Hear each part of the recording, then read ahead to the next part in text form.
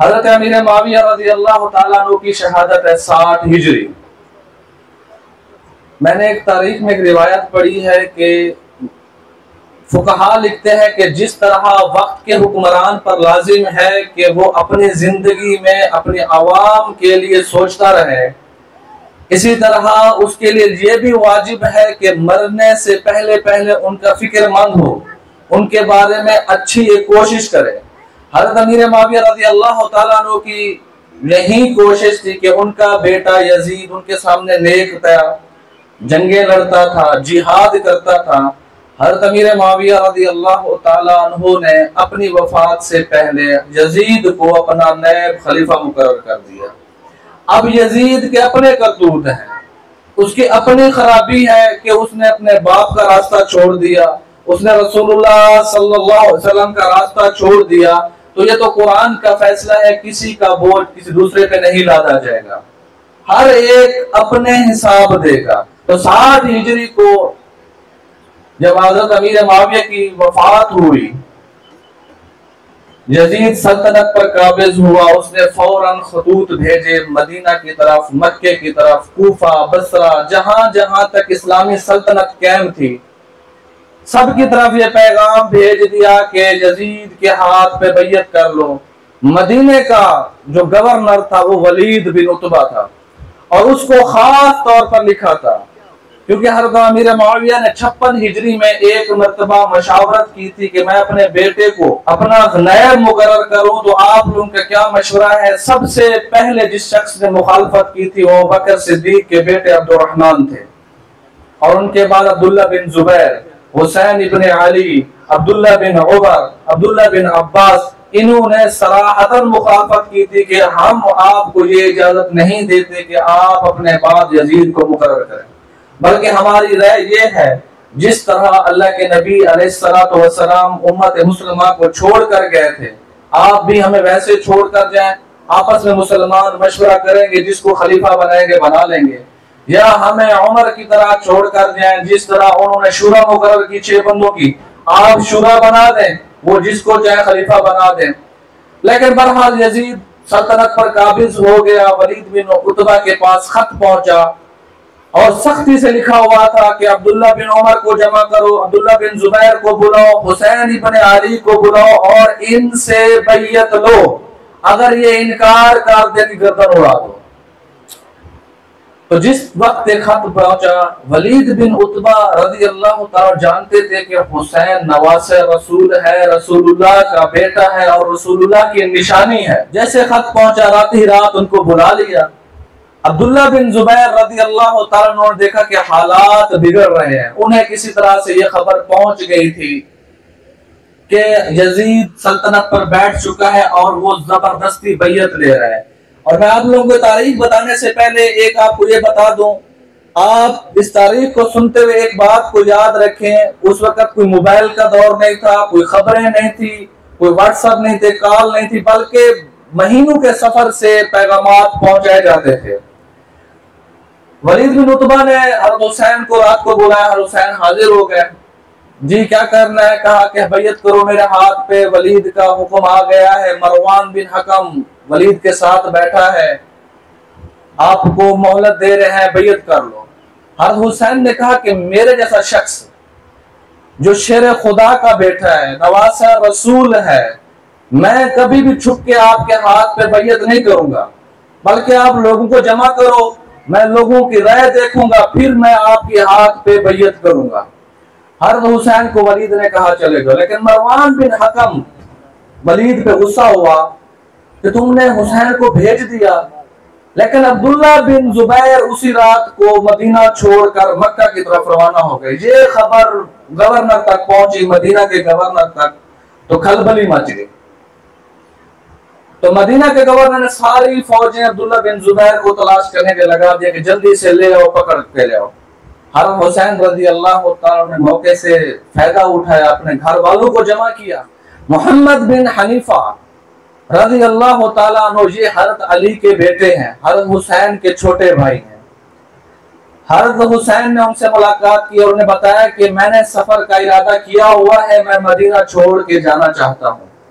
मोहम्मद बिन Hanifa कहते हैं बहुत समझदार आदमी थे, गुजारिश करने लगे कि हमारे भाई आप हमारे लिए काबिल एहतराम है, काबिल इज्जत है, आप नवासे रसूल हैं, मेरी आपसे गुजारिश है कूफियों के पैगामात आपके पास आ रहे हैं, उनकी बातों में मत आना, वो खुद को शियाने अली जहर करते हैं, उन्होंने ही हमारे बाप को शहीद किया, उन्होंने ही हमारे बड़े भाई हसन को जहर दिया, वो तुम्हें वरगलाएंगे, तुम्हें धोखा देंगे, उनके बातों में मत आना, चलो तुम मक्का जा रहे हो वहां जाके रह लेना, अगर यजीद के खिलाफ निकलना हो तो पहले रेगिस्तानों में जाना, कबीलों में जाना, यमन जाना, अपने साथ लोगों को जमा करना, ये शियाने अली का नारा लगाने वाले हैं, इनकी बातों में मत आना, ये सबसे बड़े धोखेबाज हैं।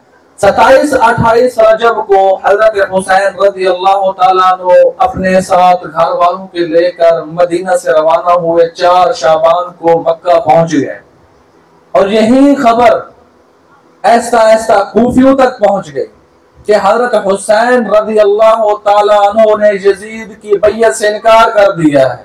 तो कूफी शुरुला से मक्कार हैं। नहजुल बलागा में हजरत अली रज़ी अल्लाह ताला अन्हु को खुतबात मिलते हैं, वो वहां कूफियों को बद्दुआएं दे रहे हैं। हजरत हसन रज़ी अल्लाह ताला अन्हु ने काफिला तैयार किया था जंग करने के लिए, मैदान में निकले थे, रात को सारे मैदान में जमा हो गए थे, सुबह को देखा हजरत हसन रज़ी अल्लाह ताला मैदान में अकेले, बाकी सारे कूफी चले गए थे। हजरत हुसैन के पास खतूत आना शुरू हो गया, कभी 10 का वफादार है, कभी 2 आ रहे हैं। हजरत हुसैन रज़ी अल्लाह ताला पहले इनकार करते रहे, टालते रहे, अब्दुल्ला बिन जुबैर के साथ मक्का में रहे। तो बहुत सारे खतूत आने के बाद हजरत हुसैन रज़ी अल्लाह ताला को लिखा गया कि खेतियां सरसब्ज हैं, चश्मे उबल रहे हैं, तलवारें बेनयाम हो चुकी है, 4 लाख का मजमा आपका इंतजार कर रहा है, आप आ जाए, हम आपके लिए मरने के लिए तैयार हैं, हम आपके इंतजार में बैठे हैं। जब ये जुमला पहुंचा, हजरत हुसैन रज़ी अल्लाह ताला अन्हु ने मुस्लिम बिन अकील को रवाना किया कि जाओ मेरी तरफ से कूफियों से बैयत लो और देखो इनके जो जुमले आए हुए हैं, जो खतूत आए हुए हैं, क्या इसमें हकीकत है या धोखा दे रहे हैं। हजरत मुस्लिम बिन अकील रज़ी अल्लाह ताला अन्हु रवाना हुए, कूफा पहुंचे, कूफा वालों ने बड़ा इस्तकबाल किया। कूफा में उस वक्त गवर्नर थे नौमान बिन बशीर रज़ी अल्लाह ताला अन्हु, सहाबी रसूल थे। तो जितने भी सहाबी रसूल थे उन्हें नवासे रसूल, खानदान रसूल की इज्जत अजमत पता था, लेकिन वक्त के हुक्मरानों के मातहत होते हैं, उन्होंने मुश्किल फैसले करनी होती हैं। मुस्लिम बिन अकील पहुंचे तो तकरीबन 8000 कूफियों ने उनके हाथ पर बैयत कर ली कि हम हुसैन के लिए मरने मारने के लिए तैयार हैं, हमारी तलवारें बेनयाम हैं। तो जब ये हालात देखे तो हज़रत मुस्लिम बिन अकील ने खत भेजा हुसैन की तरफ रज़ी अल्लाह ताला अन्हु की तरफ, हालात साजगार हैं, आप तशरीफ ले हैं। लेकिन सहाबे कराम रज़ी अल्लाह ताला अन्हु, अब्दुल्ला बिन जुबैर, अब्दुल्ला बिन अब्बास, अब्बास के बेटे, उनका घर जहां हुसैन मक्का में रह रहे थे, उनके घर में रह रहे थे, सारे मिन्नतें कर रहे हैं कि इन बदबख्तों की बातों में मत आए, ये धोखेबाज हैं, इन्होंने अली रज़ी अल्लाह ताला अन्हु को मैदान में धोखा दिया, इन्हीं कूफियों ने हजरत हसन के खैमे पे हमला किया, ये धोखा देंगे आपको, मत जाए। लेकिन हजरत मुस्लिम बिन अकील का जब खत पहुंचा तो हजरत हुसैन बिल्कुल तैयार हो गए, घर वालों को जमा किया। घर वालों को जमा करना, उनको साथ ले जाना इस बात की निशानी है कि हजरत हुसैन जंग के इरादे से नहीं जा रहे थे और उन्हें यकीन था कि कूफी बदबख्त मेरा साथ देंगे। 8000 लोगों ने बैयत कर ली है और मजमा 4 लाख का बताया जा रहा है। तो जब मैं जाके कूफा पहुंचूंगा, 4 लाख का मजमा मेरे हाथ पे बैयत कर लेगा, यजीद का तख्ता पलट देंगे हम। लेकिन कूफा के अंदर बनु उमैया के भी सिफारशी मौजूद थे, खुशामदी मौजूद थे। उन्होंने यजीद को खत लिखा दिमिश्क। यजीद को यह खत पहुंचा कि हुसैन रज़ी अल्लाह ताला का नैब आया हुआ है, आपके खिलाफ बगावत हो रही है, बैयत हो रही है, आप कोई काम क्यों नहीं कर रहे। नौमान बिन बशीर को यजीद ने खत लिखा कि जो बंदा भी आया हुआ है उसे गिरफ्तार करो, उसे सर कलम करके मेरे पास भेजो। नौमान बिन बशीर के पास जब ये खत पहुंचा तो उन्होंने सारे लोगों को मस्जिद में जमा किया और कहा कि मुझे तुम लोगों से बगावत की बू आ रही है, किसी ने भी मुस्लिम बिन अकील को पनाह दी है उसे हमारी तहवील में दे दो, वरना तुम लोगों की खैर नहीं होगी। जब बनु उमैया के खुशामद ने देखा ये तो बड़े हल्के तरीके से बात कर रहा है, ये सख्ती नहीं कर रहा, तो दोबारा खुशामद यजीद की तरफ खत लिखा कि नौमान बिन बशीर से कुछ नहीं होने वाला। तो यजीद ने नौमान बिन बशीर को हटा के बसरा का गवर्नर उबैदुल्लाह इब्न ज़ियाद को कूफा का गवर्नर मुकर्रर कर दिया। वो इंतही सफाक जालिम बेदीद आदमी था। उबैदुल्लाह कूफा पहुंचा, नौमान बिन बशीर को माजूल किया गया, सारे लोगों को मस्जिद में जमा किया और डायरेक्ट धमकियां देना शुरू कर दी कि जिसके घर में हुसैन का नैब छुपा हुआ है मैं उसके तमाम घर वालों को ज़िबा कर दूंगा, उसके जमीनें पर कब्जा कर लूंगा, उसके घरों पे कब्जा कर लूंगा। तो मुख्तार सकफी के घर हर मुस्लिम बिन अकील ने पनाह ली हुई थी। जब ये बात उन्होंने सुनी तो कोफियों ने रुख बदल लिया। कोफियों ने क्या किया, अपने आप को बचाने के लिए मुस्लिम बिन अकील को कुर्बान करने का इरादा कर लिया। मुस्लिम बिन अकील मुख्तार सकफी के घर से निकले बाहर, जिस वक्त उनके हाथ पर 4000 लोगों ने बैयत की, आज 4000 के सारे दरवाजे बंद हैं, कोई दरवाजा खोल नहीं रहा। उर्वा बिन हानी जो वफद लेकर हुसैन के पास आया था, जो वहां से मुस्लिम बिन अकील को लेकर कूफा पहुंचा था, उसके दरवाजे पे पहुंचे, कहा मेरे लिए आज सारे दरवाजे बंद हैं। जब उर्वा बिन हानी ने मुस्लिम बिन अकील को देखा तो उसका रंग उड़ गया और कहा कि तुम तो मेरे लिए मुसीबत बन के आ गए, तुम मुझे मुसीबत में डालोगे, चलो कोई बात नहीं, आज मेरे मेहमान बन जाओ। ये बात उबैदुल्लाह बिन ज़ियाद को पहुंची कि उर्वा बिन हानी ने मुस्लिम बिन अकील को पनाह दी हुई है और बुलावा भेजा।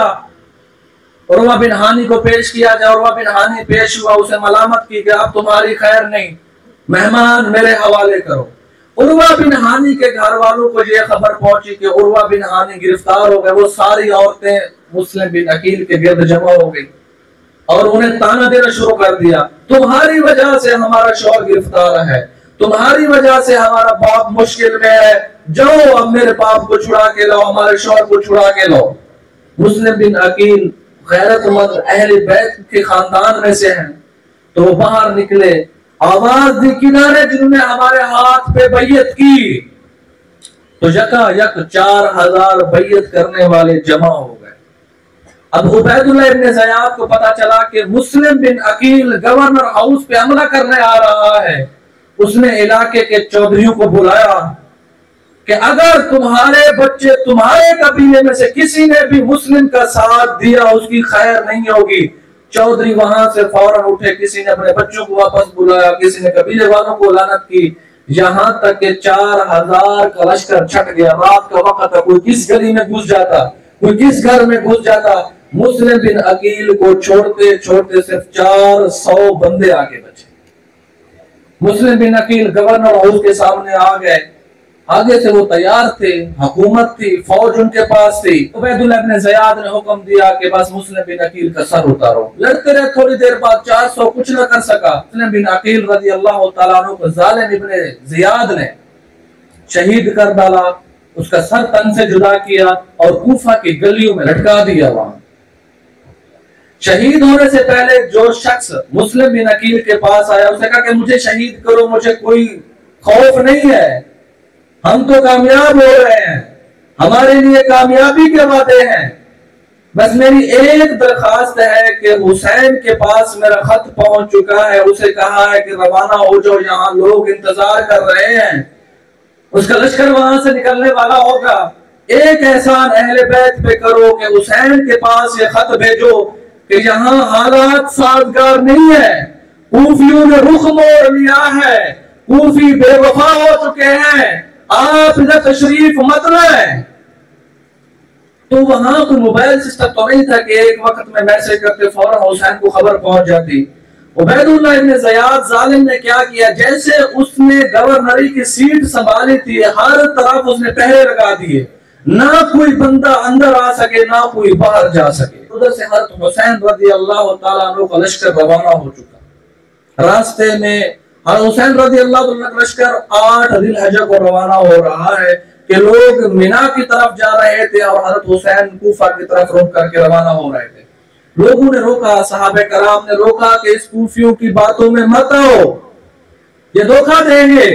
हज़रत हुसैन रज़ी अल्लाह ताला उम्रा करके रवाना हो गए। रास्ते में एक बहुत अरब का बड़ा शहर मिला, फरजदक। हज़रत हुसैन ने पूछा कि बताओ कूफियों का क्या हाल है, किस हाल में छोड़ के आ रहे हो? कहा कि हुसैन, उनके दिल तो आपके साथ है, तलवारें बनु उमैया के साथ है, बाकी गालिब तो अल्लाह की तकदीर में आना है। लेकिन हज़रत हुसैन ने सफर जारी रखा, क्योंकि मुस्लिम बिन अकील की तरफ से खत पहुंच चुका था कि वहां हालात बिल्कुल ठीक है, आ जाए। हालात तो अभी बिगड़े हैं। हज़रत हुसैन रज़ी अल्लाह ताला सफर करते करते करते कादसिया के मकाम के करीब पहुंचे। कूफा से सिर्फ चंद मील पहले पहुंचे तो उन्हें खबर पहुंची कि मुस्लिम बिन अकील रज़ी अल्लाह ताला अन्हु को शहीद कर दिया गया, उनकी गर्दन को कूफा की गलियों में लटकाया गया। तो हज़रत हुसैन वहां बैठ गए, सोचने लगे। सोचने के बाद ऐलान किया। बहुत सारे ऐसी बस्तियां भी हज़रत हुसैन के लश्कर में शामिल हो गई थी जिन्होंने सुना हुआ था कि 4 लाख का मजमा इंतजार कर रहा है, हम वहां जाएंगे, फल है, मेवे हैं, हाथों बच्चों का शोर होगा। जब हज़रत हुसैन खड़े हुए, उन्होंने कहा कि आगे हालात बिगड़ चुके हैं। जो मेरे साथ इस नियत से शामिल हुए थे कि जाके हम ऐश और इशरत में रहेंगे, वो चले जाए। तो जो इस नियत से आए थे उन्होंने हुसैन को वहीं छोड़ दिया। फिर मुस्लिम बिन अकील के भाइयों की बारी है। हज़रत हुसैन ने जमा किया, कहा कि मौत है, मौत के अलावा कुछ नहीं है, हमें वापस चलना चाहिए।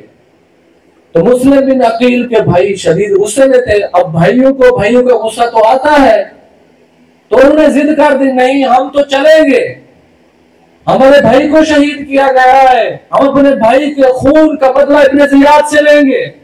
अब हज़रत हुसैन ने कहा कि अगर आप लोग को चलो जाओगे तो पीछे मुझे भी मजा नहीं आएगा, अब आपके साथ हूं।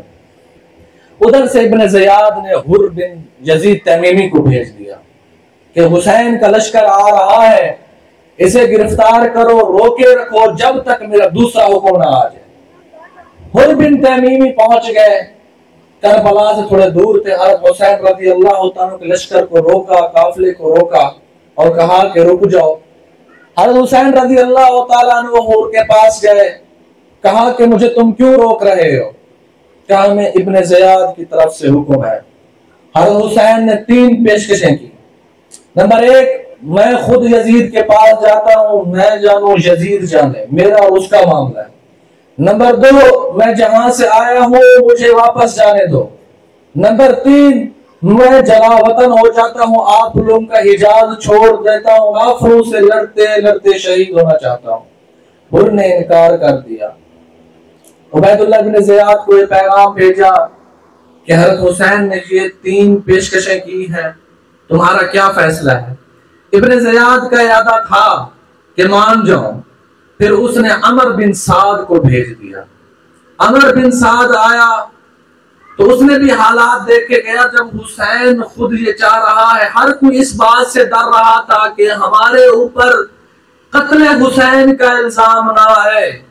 अगर हुसैन हमारे हाथों से शहीद हो गया ता कयामत हम पर लानत बरसती रहेगी। नवासे रसूल है और हर एक को पता था, मुसलमान थे, काफिर नहीं थे, कुरान पढ़ने वाले थे, हदीस पढ़ने वाले थे। मैं सबसे पहले हदीस पढ़ गया, हुसैन मिन्नी व अना मिन हुसैन, अहब्बल्लाहु मन अहब्ब हुसैना। अल्लाह उस शख्स से भी मोहब्बत करता है जो हुसैन से मोहब्बत करे। हुसैन मुझसे आगे दो जहां का इरशाद है, हुसैन मुझसे है, मैं हुसैन से हूं। तो अमर बिन साद ने भी हल्का हाथ रखा तो उबैदुल्लाह इब्न ज़ियाद को पता चला कि ये तो दोनों कुछ नहीं कर रहे। उसने शिमर बिन ज़िल जोशन को भेजा कि जाओ इन दोनों को माजूल करो, तुम जाके लश्कर की बाग डोर संभालो और अमर बिन साद तुम्हारा हुक्मनामा है उसकी भी कतर उड़ा दो। शिमर बिन ज़िल जोशन वहां से खत लेकर आ गया और उसने इब्न ज़ियाद को यह कहकर मुतमैन किया कि अगर हुसैन आज आपके हाथ से निकल गया तो ये दोबारा जाकर लोगों को जमा करेगा, फिर तुम्हारे खिलाफ बगावत होगी। शिमर आया और हुसैन रज़ी अल्लाह तआला अन्हु से खिताब किया कि हमारे हाकिम का हुक्म है कि तुम हमें गिरफ्तारी दो, तुम्हें हथकड़ियों में डालकर कूफा इब्न ज़ियाद के पास ले जाएंगे, तुम चल के इब्न ज़ियाद के हाथ पे बैयत करो। आगे से भी हुसैन रज़ी अल्लाह तआला अन्हु थे कि अब नहीं करेंगे बैयत, अब जो होगा देखा जाएगा। तो 2 मुहर्रम को वो लश्कर धकेलते धकेलते करबला के मकाम पर पहुंचा दिया। इधर से 72 नौजवान हैं, हर हुसैन के गिर्द जमा है, बाकी अहले बैत की बेटियां हैं, खैमा नसब हो चुका है। तो आपस में बातें गुफ्तगू चलती रही। एक दिन हर हुसैन रज़ी अल्लाह तआला ऊँटनी पे सवार हुए, यजीद के लश्कर से खिताब किया, फरमाने लगे कि क्या तुम लोग नहीं जानते मैं नवासे रसूल हूं? इस वक्त रोए जमीन पर मैं अकेला रसूलुल्लाह का निशानी बचा हुआ हूं।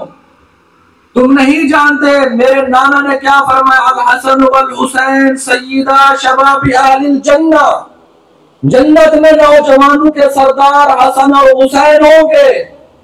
तुम नहीं जानते हमारे आके दो जहान ने, हमारे नाना ने क्या फरमाया, हुमा इब्नाया, ये दोनों मेरे बेटे हैं। हुसैन सिब्तुम मिनल अस्बाब, मेरी नस्ल हुसैन से चलेगी। तुम आज मेरे खिलाफ जमा हो गए हो। एक मर्तबा हुसैन रज़ी अल्लाह तआला अन्हु, अब्दुल्लाह बिन अब्बास की रिवायत जामे तिर्मिज़ी में, आके दो जहां रहमतुल लिल आलमीन के कंधे पे सवार थे। क्या मोहब्बत थी अल्लाह के नबी सल्लल्लाहु अलैहि वसल्लम को ऐसे नौजवानों से, इन खूबसूरत फूलों से, जन्नत के सरदारों से, कि आके दो जहां के सीने पे सवार होते थे तो आके दो जहां के सीने पे पेशाब करते थे। आके दो जहां झटका नहीं देते थे, डराते नहीं थे। एक मर्तबा इन्हीं हुसैन करीमैन में से एक बच्चे को उठाया हुआ था, वो पेशाब करने लगे तो हाँ फातिमा दौड़ी थी, जल्दी उठा लो। कहा नहीं रुको, मेरे बच्चे को डराओ मत, पेशाब करने दो। कितनी बड़ी अजीम हस्तियां हैं कि रहमतुल आलमीन के जिस्म पे पेशाब कर रहे हैं और अल्लाह के नबी सल्लल्लाहु अलैहि वसल्लम फिर भी उनको उठाए हुए हैं, फिर भी पूरी उम्मत को बता रहे हैं कि इनसे मोहब्बत करो। तो मैं आपको हदीस सुना रहा था, अब्दुल्लाह बिन अब्बास की रिवायत है कि हज़रत मोहम्मद सल्लल्लाहु अलैहि वसल्लम हुसैन को कंधे पे उठाया हुआ था। एक शख्स ने देखा, कहा नेमल मरकबु रकिबता या गुलाम, क्या कितनी खूबसूरत सवारी पे तुम सवारी कर रहे हो। आकर दो जहां ने जवाब दिया, नेमल राकिब हुआ, सवारी भी तो कमाल है ना, सवारी के क्या शान है, क्या कहने। तो आज हजरत हुसैन रज़ी अल्लाह तआला करबला के मैदान में तनो तनहा थे, मुसलमान है, कलमा पढ़ने वाले हैं, उसी के खिलाफ तलवारें निकाल कर बैठे हैं और उसी के जान के दर पे है। और हुसैन रज़ी अल्लाह अपनी फजीलतें सुना रहे थे, मैंने क्या किया है मुझे बताओ, मैंने किसी का कत्ल किया है जो मुझे कत्ल करोगे, मैंने किसी का माल लूटा है तो जो मुझे मारने के दर पे हो। तुम लोगों को इतना भी लिहाज नहीं है, खैमे में रसूलुल्लाह की बेटियां हैं, रसूलुल्लाह का घराना है, तुम्हें हमारी इज्जत का जरा भी ख्याल नहीं है। जिन लोगों ने हुसैन को खतूत भेजे थे वो तमाम के तमाम यजीदी लश्कर का हिस्सा बन चुके थे, या पहाड़ पे चढ़कर तमाशा देखने के लिए बैठे थे। हर हुसैन ने पुकारा कि शबास बिन रबी किधर है, अबजर बिन हिजार किधर है, कैस बिन अशअस किधर है, जिन्होंने मुझे खतूत भेजे, मैं उन्हीं के खत पढ़कर आया हूं, मुझे आज तुम धोखा क्यों दे रहे हो। वो सारे मुकर गए और कहा कि हुसैन तुम झूठ बोल रहे हो। हर हुसैन ने जवाब दिया, अल्लाह की कसम मैं हुसैन वो जिंदगी में एक मर्तबा झूठ नहीं बोला। और यही है हुसैनी किरदार। तुम लाख सबीलों के नैन बहा दो, तुम अपने आप को मातम करते करते मार दो, अगर तुम्हारी जिंदगी में झूठ है तुम हुसैनी नहीं हो। तुम्हारा नारा वैसे है जैसे कूफियों को नारा था, जिस तरह कूफियों ने कहा था कि हम शियाने अली हैं, हम शियाने अली हैं। वो किधर गए थे, वक्त आने पे साथ छोड़ गए थे और वक्त आने पे हज़रत हुसैन पे इल्जाम लगा रहे थे कि तुमने हमें झूठ बोला है। हज़रत हुसैन रज़ी अल्लाह तआला ने देखा कि हालात बिगड़ चुके हैं। 7 मुहर्रम को पानी बंद कर दिया गया। अमर बिन साद ने 500 का लश्कर खड़ा कर दिया दरिया फुरात पे कि हुसैन का लश्कर पानी ना पी सके। बड़ी मुश्किल से 20 नौजवान जाते, 2-4 मुश्किल से लड़ भिड़ के भर कर वापस आते थे।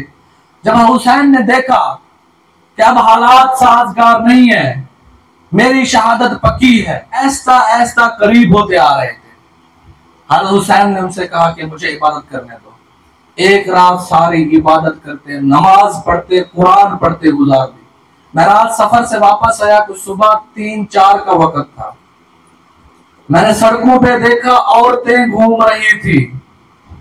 मैं ये पूछना चाहता हूं, मुझे बताओ ये इस वक्त औरतों की कौन सी इबादत है घर के बाहर निकलना? क्या करते रहे सारी रात घर से बाहर? नौजवान घूम रहे थे। क्या रातों को घर से बाहर रहना ये इबादत है? हज़रत हुसैन रज़ी अल्लाह तआला अन्हु के सामने लश्कर खड़ा है, 4000 फौजी खड़े हैं। क्या मांग रहे हैं कि मुझे रात सारी इबादत करने दो, मुझे नमाज पढ़ने दो, मुझे कुरान पढ़ने दो। और हज़रत हुसैन का किरदार देखो, और आज जो नारा लगाते हैं कि हम उनको मानने वाले हैं, उनका किरदार भी देखो। एक नमाज नहीं पढ़ते, कुरान का एक लफ्ज भी नहीं आता, हज़रत हुसैन की सुन्नत पे एक पर अमल नहीं करते, सारा दिन झूठ बोलते हैं, पूरा साल बदकारी में वक्त गुजारते हैं, दुकान पे वक्त गुजारते हैं, नमाज नहीं पढ़ सकते। हुसैन याद नहीं है, बस 10 दिनों में हुसैन याद आता है। सच्चा हुसैनी वो है जो पूरी जिंदगी हुसैनी किरदार के मुताबिक गुजारे, वरना ये नारे मुंह पे मारे जाएंगे। नारे लगाते रहो, जितने बड़े नारे लगाने हैं। अल्लाह ने आमाल देखने हैं, दिलों को चीरना, हुस्सिला मा फिस सुदूर, और दिल में से वही कुछ निकलेगा जो तुम्हारे अमल में होगा, जो तुम्हारे किरदार में होगा। 9 मुहर्रम भी थोड़ी बहुत झड़पें होती रही। 10 मुहर्रम को लश्कर बिल्कुल खैमे के ऊपर चढ़ाया। हज़रत हुसैन रज़ी अल्लाह तआला ने सारे नौजवानों को जमा किया और उन्हें शहादत के फज़ाइल सुनाए, खुशखबरी सुनाई कि हम हक पर हैं, ये तमाम के तमाम ना हक पर हैं। हुर बिन तमीमी 9 मुहर्रम को निकल कर हज़रत हुसैन के पास आ गया और कहने लगा कि मुझे माफ कर दे। हुर बिन यजीद तमीमी वो है जिन्होंने हज़रत हुसैन की बातें नहीं मानी थी, वापस जाने के लिए रोके रखा और आकर पैरों में पड़ गया, रोने लगा कि मुझसे गलती हो गई है, मुझे माफ कर दे, काश मैं आपको पहले दिन वापस जाने देता। और हज़रत हुसैन के लश्कर में शामिल हो गए। हज़रत हुसैन ने फरमाया कि मैंने तुम्हें माफ कर दिया, कोई बात नहीं। सुबह के वक्त नमाज पढ़ी, लश्कर इधर से भी तैयार है, उधर से भी तैयार है। रिवायात को जांचने से नहीं लगता है कि इशराक के बाद जंग का आगाज हुआ। पहले यके बाद दीगरे आते रहे, उनको कत्ल किया जाता रहा, फिर तीरों की बरसात हुई, घोड़े जख्मी हुए। सबसे पहले जो आशिकाने रसूल थे, जो सच्चे अहले बैत के आशिक थे, उन्होंने जाने कुर्बान कर दी। अब अहले बैत के अफराद बच गए हैं। अहले बैत में से सबसे शहादत पहले देने वाले कासिम बिन हसन, हज़रत हसन मुजतबा के बेटे, उन्होंने शहादत दी। और सबकी यही कोशिश थी हुसैन से पहले मैं शहीद हो जाऊं। आप ये देखें, हज़रत हुसैन का ज़र्फ देखें, नौजवानों की चाहत है कि हम हुसैन की शहादत ना देखें, हमारा दिल बर्दाश्त नहीं करेगा। आप हज़रत हुसैन का दिल तो देखें, कितना बड़ा दिल है, अपने बच्चों को सामने कटता देख रहे हैं। और क्या कह रहे हैं, अल्लाह अगर आप राजी हैं इस बात पे, मैं भी राजी हूं, आप हमारी शहादत कबूल करें। लड़ते लड़ते सारे अहले बैत शहीद होते गए। छोटा बच्चा, 1 महीने का बच्चा, खैमे के अंदर प्यास से बिलक रहा था। तो हज़रत हुसैन गए, गर्मी थी, शिद्दत थी, बच्चे को उठाया बाहर ले आए, किसी हवा लगे और उन बदबख्तों को कहा कि इस छोटे बच्चे के लिए 1-2 कतरा पानी दे दो। लेकिन एक बदबख्त उठा और उसने तीर का निशाना बांधा, बच्चे को मारा, बच्चे के हलक से पार हो गया। छोटा बच्चा, मासूम बच्चा। हज़रत हुसैन ने आगे ऐसे चुल्लू बनाया, खून लगा और ऐसे आसमान की तरफ भेजा, ऐ अल्लाह अगर आप राजी है मैं भी राजी हूं। ऐ अल्लाह आप देखो मेरे नाना की उम्मत का, देखो मेरे साथ क्या कर रहे हैं, मेरे साथ कितना जुल्म कर रहे हैं। खैमों के अंदर चीखो पुकार है, लेकिन किसी बीबी को इजाजत नहीं थी कि तुमने बाहर निकलना। हज़रत हुसैन ने वसीयत की हज़रत ज़ैनब बिन्ते अली से कि कुछ भी हो जाए आपने बाहर नहीं निकलना। ये वसीयत लिखी हुई है तारीख में, मेरी लाश के ऊपर मातम मत करना, अपने बाल मत खोलना। क्या हज़रत ज़ैनब रज़ी अल्लाह तआला अन्हा की सीरत को ये नहीं देखते हो, जिनकी औरतें 10 रात बाहर रह जाती हैं? क्या हमें उनकी सीरत से ये मिलता है? जो काम जालिमों ने किया था, तलवार किसने चलाए थे? यजीदी लश्कर ने। खैमों को जलाने की कोशिश किसने की? यजीदी लश्कर ने। तो आज वही सारा काम वो उन्हीं का लश्कर आज भी कर रहा है, आज भी उन्हीं के अमल पे पैरा है। हज़रत हुसैन रज़ी अल्लाह तआला अन्हु अकेले बच गए, सारे लड़ते लड़ते चार तरफ से शहीद हो गए। और इसमें हज़रत हुसैन के अपने भाई शरीक है, अबू बकर बिन अली, उस्मान बिन अली। ये दोनों हुसैन के भाई हैं, अली के बेटे हैं, और आज भी हुसैन के बगल में दफन है। हज़रत हुसैन अकेले बच गए, जख्मों से चूर है, प्यास से निढाल है। तारीख दान लिखते हैं कि तारीख में हमने देखा है कि हज़रत हुसैन जख्मों से चूर थे। जो यजीदी दस्ता था हज़रत हुसैन को घेरता, हज़रत हुसैन जब उठते बिखरे शेर की तरह, वो ऐसे दौड़ते जैसे शेर के सामने बकरियां दौड़ती हैं। इतने दिलेर होकर रहते थे और ऐसे तलवार को टेक लगा के बैठते थे। उनको भगाते, जख्म का ताप ना लाते, वैसे टेक लगा देते थे ऐसे थकावट से। फिर वो दस्ता आता, फिर उनको ऐसे भगा देते। तो शिमर ने कहा कि हम हुसैन पे भले सारे एक दफा भी हमला कर ले, हम हुसैन को नहीं निढाल कर सकते। दूर से इनके ऊपर तीर बरसाओ। तो एक बदबख्त ने दूर से तीर मारा, हज़रत हुसैन रज़ी अल्लाह तआला अन्हु के गले में आके लगा। तो गले की जो शाहरग है वो कट गई और सारा खून निकलने लगा, यहां तक कि हज़रत हुसैन कमजोर पड़ गए। तो फिर एक बदबख्त और पीछे से आया, जिसने नेजा पीछे से मारा और हुसैन रज़ी अल्लाह तआला अन्हु जमीन पर गिर गया, लेट गया। थोड़ी सी सांस की जो रमक थी वो बाकी थी। वो बदबख्त एक उठा और जाके हज़रत हुसैन रज़ी अल्लाह तआला अन्हु का सर कलम कर। मैं हैरान हूं ऐसे लोगों पर कि रसूलुल्लाह का बेटा है और सराहतन हदीसें पहुंची है। आप सल्लल्लाहु अलैहि वसल्लम जुम्मे का खुतबा दे रहे थे, देखा कि हसन हुसैन आ रहे हैं, छोटे बच्चे थे, गिरने लगे। अल्लाह के नबी ने जुम्मे का खुतबा छोड़ दिया और जाके हसन हुसैन को उठाया, मिंबर पर ले आए और कहा कि ये तो मेरे बेटे हैं, ये मुझे बहुत अजीज हैं, और उन्हें चूमते रहते, सूंघते रहते। हज़रत हुसैन के सर को नेज़े पे गाड़ कर खड़ा कर दिया गया।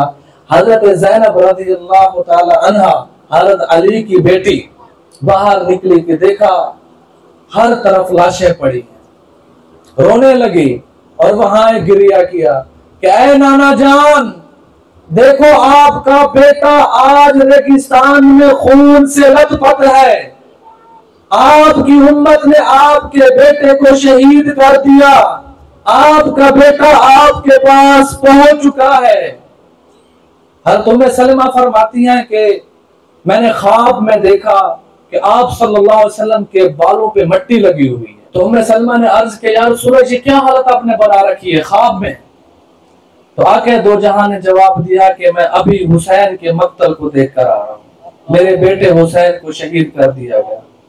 उम्मे सलमा वो है, एक मर्तबा अल्लाह के नबी सल्लल्लाहु अलैहि वसल्लम उन्हें फरमाया मैं सलमा को कि मैं कमरे में जा रहा हूं, किसी को भी अंदर मत आने देना। आज एक बहुत खसूसी फरिश्ता जो जमीन पर कभी नहीं उतरा, ना ही मेरे बाद उतरेगा, मुलाकात के लिए आ रहा है। हर हसन हुसैन शरारती थे, बच्चे थे, वो दीवार फलांग कर अंदर चले गए। अल्लाह के नबी सल्लल्लाहु अलैहि वसल्लम की रोने की आवाजें आना शुरू हो गई। तो अम्मे सलमा भागती अंदर की, देखो क्या हुआ है। तो देखा कि अल्लाह के नबी सल्लल्लाहु अलैहि वसल्लम हुसैन को चूम रहे हैं। कहा या रसूलल्लाह क्या हुआ है। फरमाने लगे कि आज फरिश्ता आया और उसने मुझे बताया है कि मेरी उम्मत मेरे इस बेटे को शहीद करेगी, और मुझे वो जमीन भी दिखाया है जहां मेरे बेटे ने शहीद होना। तो मेरे भाई, मेरे मोहतरम, ये शहादत का जो वाकया सुनाया गया है, मैं एक बात भूल गया हूं। यहाँ 10 मुहर्रम को जोहर का वक्त था। हजरत हुसैन ने यजीदी लश्कर को पैगाम भेजा कि मुझे नमाज पढ़ने दी जाए। उन्होंने नमाज पढ़ने नहीं दी, यहां तक लड़ते लड़ते असर का वक्त करीब हो गया। हजरत हुसैन ने अपने साथियों से कहा जान भली जाए नमाज ना जाए। कहा कि अब हम सलातुल खौफ पढ़ेंगे। सलातुल खौफ ऐसे पढ़ते हैं कि एक दस्ता आगे जब नमाज पढ़ता है और एक दस्ता पीछे पहरा देता है। पहला दस्ता जो रकात पढ़ ले तो वो पीछे चले जाते हैं, जंग करते रहते हैं। दूसरा दस्ता आके दोबारा पहली रकात पढ़ता है, फिर पहला दस्ता वापस आता है, दूसरा दस्ता वापस जाके हिफाजत करते हैं, नमाज मुकम्मल इस तरह करते हैं। हजरत हुसैन रज़ी अल्लाह ताला ने इन हालात में, मुश्किल तरीन हालात है, नमाज को नहीं छोड़ा, नमाज पढ़ी। आज हम देखें क्या हम 5 वक्त के नमाजी हैं? हमारा जमीन हमें नमाज पढ़ने दे रहा है, नहीं दे रहा? अगर हम अपने जमींदारा की वजह से नमाज नहीं पढ़ते तो हम हुसैनी नहीं है। हमें दुकान नमाज पढ़ने नहीं दे रही, हम हुसैनी नहीं है।